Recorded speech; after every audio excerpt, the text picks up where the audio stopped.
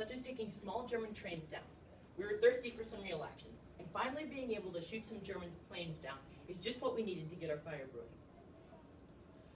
After a meeting with all the generals, I was surprised to be called into Major General John P. Lucas's office, and was even more surprised to find out that he wanted my squadron, the 332nd Fire Group, to provide air cover for a beach landing on Anzio, a city in Italy. We received news after the battle was finished that our troops were even more than successful. They annihilated the German attack force with below subpar planes and provided the ground landing group a much easier landing than it would have been without them. This was important due to the fact that this proved that African Americans might be as equally skilled. After this, we were asked if we could perform some escortation missions and possibly cut their losses by 70%.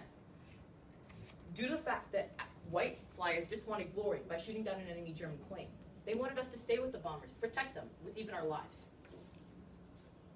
Our escortation strategies in the military were the most excellent of the time. We cut their losses by 70%, and even though this is not true, but there was a folktale made up that we didn't lose a single bomber that we were escorting. This shows how sought after our unit was. In the beginning, many were skeptical, putting together a ragtag bunch of African American soldiers, and many did not believe that we could succeed. To nearly all, we were still that group of African Americans that could not compute nearly as much as their white counterparts. To this day, I find it amazing how African Americans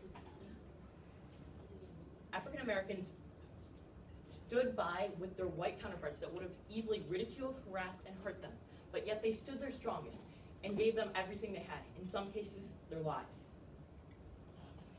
In the end, we completed 15,000 sorties in approximately 1,500 missions, destroyed over 260 enemy aircraft, sank one enemy destroyer, and demolished numerous enemy installations,